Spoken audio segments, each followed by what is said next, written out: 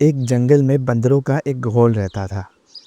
اس جنگل میں چونکہ بہت زیادہ تعداد میں پھل وغیرہ اگتے تھے، اس لیے وہ سب بندر بہت اطمینان اور خوشی سے رہتے تھے۔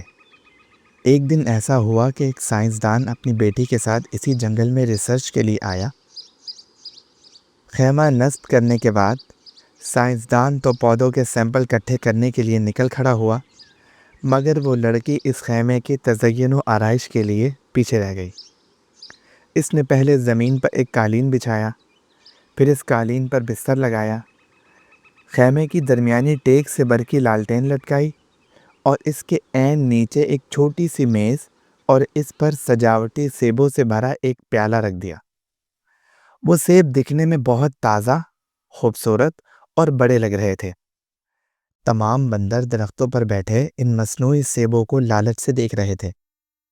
لڑکی خیمے کے سامنے کی جگہ صاف کرنے کے لیے ذرا باہر نکلی تو ایک بندر نے تیزی سے جھپٹا مارا اور ایک مصنوعی سیب اٹھا لیا، اور عین اسی وقت لڑکی کی نظر بھی اس پر پڑ گئی۔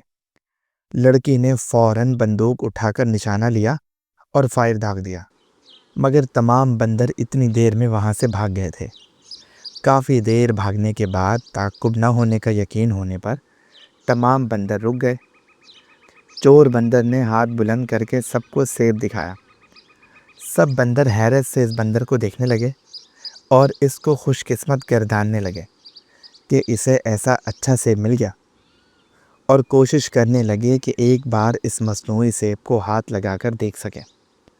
چور بندر نے سب کو جھڑکا اور یہ مصنوعی سیب لے کر ایک درخت کی سب سے اونچی شاخ پر جا بیٹھا اور سیب کو کھانے کے لیے اسے منہ میں لے کر دبایا، مگر یہ مصنوعی سیب سخت پلاسٹک کا بنا ہوا تھا، جسے چبانے سے بندر کے دانتوں میں درد شروع ہو گیا۔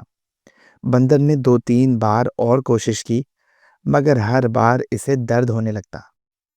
وہ دن چور بندر نے اسی اونچی شاخ پر بھوکے رہ کر گزارا۔ اگلے دن وہ نیچے اتر آیا۔ دوسرے تمام بندر اسے احترام سے دیکھنے لگے، کیونکہ اس وقت بھی اس کے ہاتھ میں وہ مصنوعی سیب موجود تھا۔ دوسرے بندروں سے ملنے والا احترام دیکھ کر اس بندر نے اس سیب پر اپنی پکڑ اور مضبوط کر دی۔ اب دوسرے بندر پھلوں کی تلاش میں نکل گئے اور تیزی سے ایک درخت سے دوسرے درخت پر چھلانگ لگاتے ہوئے پھل توڑ توڑ کر کھانے لگے۔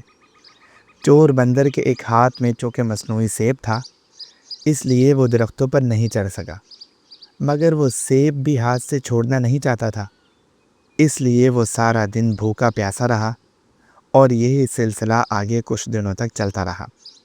دوسرے بندر اس کے ہاتھ میں مصنوعی سیب ہونے کی وجہ سے عزت کرتے، مگر اسے کھانے کے لیے کچھ نہیں دیتے۔ بھوک سے بے حال وہ بندر اتنا نڈھال ہو چکا تھا کہ اس کو اپنا آخری وقت نظر آنے لگا۔ اس نے ایک بار پھر اس سیب کو کھانے کی کوشش کی، مگر اس بار بھی نتیجہ مختلف نہیں رہا۔ اس کے دانت اس مرتبہ بھی درد کر رہے تھے۔ چور بندر کو اپنی آنکھوں کے سامنے درختوں سے لٹکے ہوئے پھل نظر آ رہے تھے، مگر اس میں اتنی ہمت نہیں تھی کہ وہ ان درختوں پر چڑھ سکتا۔ آہستہ آہستہ اس کی آنکھیں ہمیشہ کے لیے بند ہو گئیں۔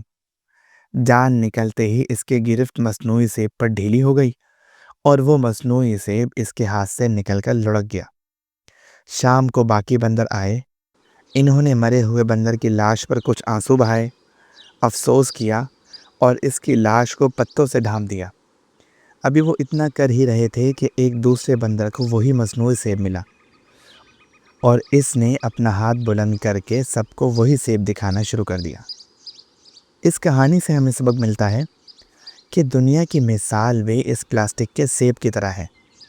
اس سے حاصل کچھ نہیں ہوتا، جبکہ اس کو دیکھنے والے اس سے متاثر ہو رہے ہوتے ہیں، اور دنیا کو ہاتھ میں رکھنے کا دعوے دار بالآخر خالی ہاتھ لا حاصل اس دنیا سے چلا جاتا ہے۔ جھوٹا دکھاوا پہلے انسان کو تھکا دیتا ہے اور پھر مار ڈالتا ہے۔